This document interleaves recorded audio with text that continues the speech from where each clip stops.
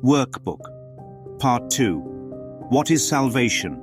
Salvation is a promise made by God that you would find your way to Him at last. It cannot but be kept. It guarantees that time will have an end, and all the thoughts that have been born in time will end as well. God's word is given every mind which thinks that it has separate thoughts, and will replace these thoughts of conflict with the thought of peace. The thought of peace was given to God's Son the instant that his mind had thought of war.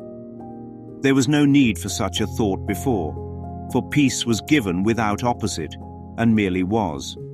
But when the mind is split, there is a need of healing. So the thought that has the power to heal the split became a part of every fragment of the mind that still was one, but failed to recognize its oneness. Now it did not know itself, and thought its own identity was lost. Salvation is undoing in the sense that it does nothing, failing to support the world of dreams and malice. Thus it lets illusions go. By not supporting them, it merely lets them quietly go down to dust. And what they hid is now revealed, an altar to the holy name of God whereon His word is written, with the gifts of your forgiveness laid before it, and the memory of God not far behind. Let us come daily to this holy place and spend a while together. Here we share our final dream. It is a dream in which there is no sorrow, for it holds a hint of all the glory given us by God.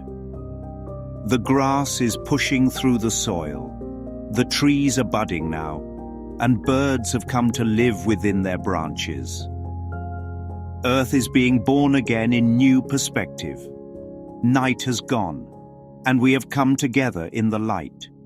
From here we give salvation to the world, for it is here salvation was received. The song of our rejoicing is the call to all the world that freedom is returned, that time is almost over, and God's Son has but an instant more to wait until His Father is remembered. Dreams are done. Eternity has shined away the world, and only heaven now exists at all. The broken clock and the eternal hour. Imagine a great clock that sits in the center of the town square. It was built perfectly, keeping only the time of eternity. No hours, no minutes, no seconds, only the eternal now. But one day, a dreamer imagined the clock had cracked. The dreamer thought time had spilled out like sand. He saw hours racing, days piling, and years collapsing. Yet the crack was never real. The clock never moved from its eternal stillness. The dreamer only believed in a fracture that never occurred. So salvation is like the whisper of the clockmaker who promises, "You will remember. The clock was never broken."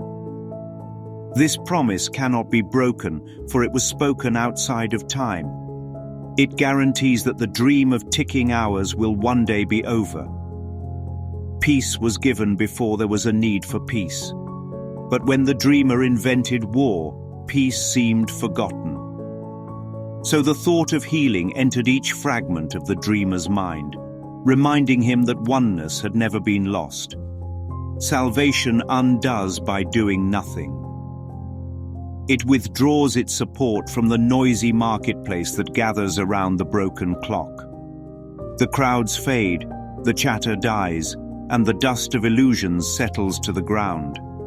Then what was hidden is revealed, an altar beneath the clock face, shining with the name of God. Here forgiveness has been laid like flowers, and the memory of love stirs again. The dreamer feels a warmth that was never absent, only veiled. And in that warmth, a new dream arises, not of sorrow, but of renewal. Grass pushes through the soil, trees bud, birds sing, and dawn replaces the night. It is still a dream, but one that hints at the glory of home. From this place of quiet joy, salvation flows outward. The song of freedom spreads to every mind, calling them homeward. Time grows thin, its shadow nearly gone. And when the final instant arrives, the clock vanishes, not because it was broken, but because it was never needed.